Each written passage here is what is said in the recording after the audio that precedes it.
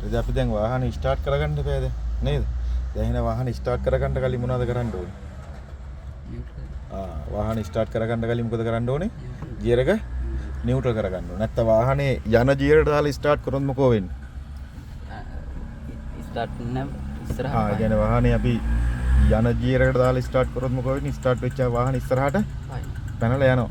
ඒ කියන්නේ වාහනේ යන ගියර් කියන්නේ මොනවද? ෆස්ට් 1 ඊට පස්සේ 2 ඊට පස්සේ 3 ඊට පස්සේ 4 ඊට පස්සේ 5 මේ 1 2 3 4 5 කියන්නේ කොහෙට යන ජීරද? ඉස්සරහට යන ජීරය. ඉතින් ඒ ජීරය එහෙට දාලා ස්ටාර්ට් වුණොත් මොකෝ වෙන්නේ? ස්ටාර්ට් වෙච්චම වාහනේ ඉස්සරහට පයින්නවා. දැන් මේ R කියන්නේ මොකද්ද? රිවර්ස් එක. රිවර්ස් එකට දාලා ස්ටාර්ට් වුණොත් මොකෝ වෙන්නේ? වාහනේ පස්සට යනවා. එහෙනම් අපි වාහනයක් ස්ටාර්ට් කරගද්දී ස්ටාර්ට් කරන්න ඕනේ වාහනේ යන්නේ නැති ජීර් එකට දාලා. ඒතකොට වාහනේ යන්නේ නැති ජීර් එක මොකද්ද? නියුට්‍රල් එක. එහෙනම් අපි දැන් වාහනයක් ස්ටාර්ට් කරගන්න කලින් ඉස්සෙල්ලාම වාහන ස්ටාර්ට් කරගන්න කලින් ජීර් එක මොනවද කරන්න ඕනේ? නියුට්‍රල් කරගන්න ඕනේ. හරි එහෙනම් දැන් ජීර් එක නියුට්‍රල් කරන්නේ කොහොමද? මට කියන්නකෝ මට මෙතනින් පෙන්වන්නකෝ ජීර් එක නියුට්‍රල් කරන්න කිව්වහම ලීවරේ කොතනද ගන්න ඕනේ කියලා. මැද රේඛාවේ කොතනද ගන්න ඕනේ? හරි මේකේ මැදට ගන්නවා කියන්නේ දැන් මේකේ මැද්දවල් තුනක් තියෙනවා පේනවනේ ඔයාලට මේ 1යි 2යි අතර මැද්දක් තියෙනවා. ඊට පස්සේ 3යි 4යි අතර මැද්දක් තියෙනවා. ඊට පස්සේ 5යි රිවර්ස් එක අතර මැද්දක් තියෙනවා. මැද්දවල් කීයක් තියෙනවද? 3ක් තියෙනවා. මේ මැද්දවල් 3ක් තියෙනවා. මේ මැද්දවල් තුනේ මොන මැද්දටද ගන්න ඕනේ ජීර් එක නියුට්‍රල් කරන්න? 1යි 2යි මැද්දටද 3යි 4යි මැද්දටද 5යි රිවර්ස් එක මැද්දටද? 3යි 4යි මැද්දට ගන්න. එන වාහනයක ජීර් එකක් නියුට්‍රල් කරන්න කිව්වොත් ලීවරේ අපි කොතනද ගන්න ඕනේ?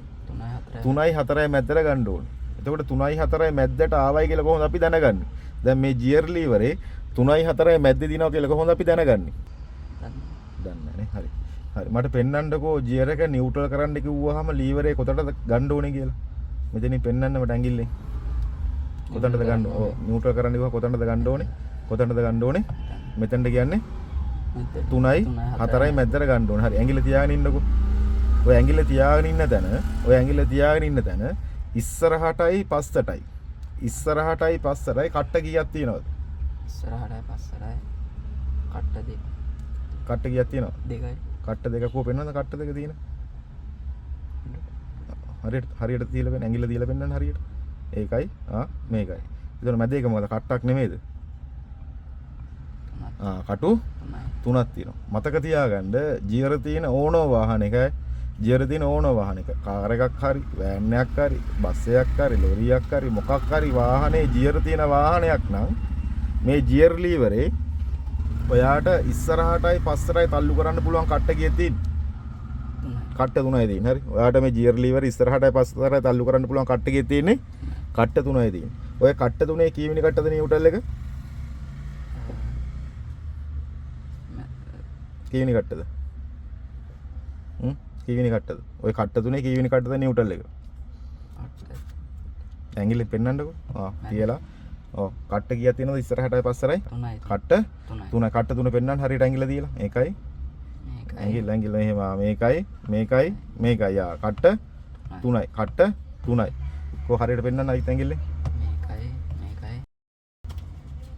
නෑ. මේ ඔව්. මේකයි. ඒ කොහෙද? ඉස්සරහටයි පස්සටයිනේ. මේකයි. අයිත් පෙන්වන්න මට. හරි ඉස්සරහටයි පස්සටයි කට්ට කීයක් තියෙනවද?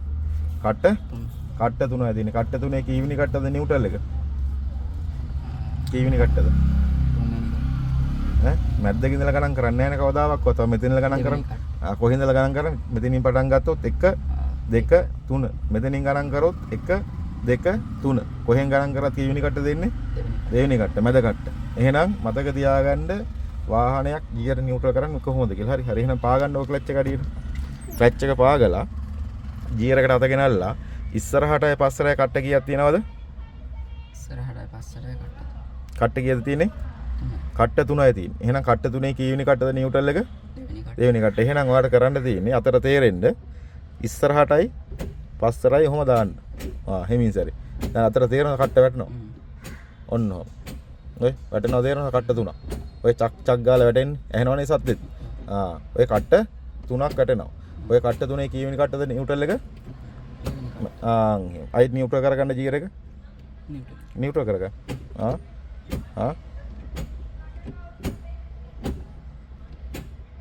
ආන් එහෙම.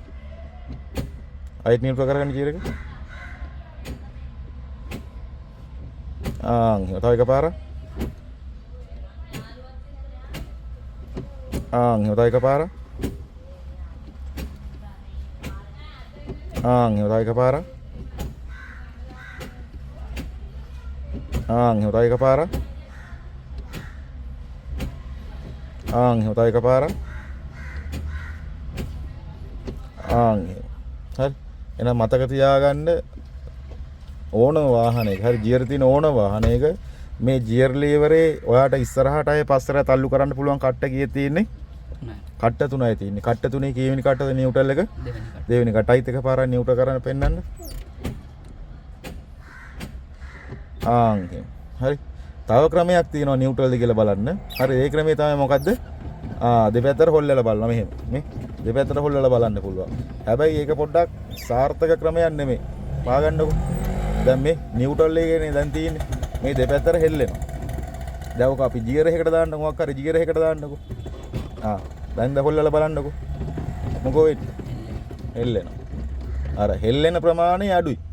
හරි නියුට්‍රල් එකේ තියෙද්දි හෙල්ලෙන ප්‍රමාණය නෙමේ ගියර් එකට දැම්මහම හෙල්ලෙන්නේ. ඉතින් ඒක ටිකක් ඔයාලා පොඩ්ඩක් එකපාර හොයාගන්න අමාරුයි. ඔයාලට හුරු නැහැනේ වාහනේ. ඒකින්ද ඕන වෙලාවක ගියර් එක නියුට්‍රල් කරන්නේ කොහොමද? ඉස්සරහටයි පස්සටයි කට්ට ගියක් තියනවද? තුනක්. ඕක අනිවාර්යෙන් තේරෙනවා අතර වැටෙනවා ඔය. චක් චක් ගාලා වැටෙනවා තේරෙනවා. තේරෙනවා. ඔය කට්ට තුනේ කොතනද ගන්න ඕනේ? මැද එකට ගන්න ඕනේ. ඕන් කොහොමයි නියුට්‍රල් කරගන්න වාහනේ. අයිත් නියුට්‍රල් කරගන්න බලන්න. ආන් එහෙම. තව එකපාරක්. ආන් එහෙම. තව එකපාරක්. ඔන්න ඔහොම තමයි වාහනයක ගියර් එකක් නියුට්‍රල් කරගන්න. තේරුණාද? හරි. හරි.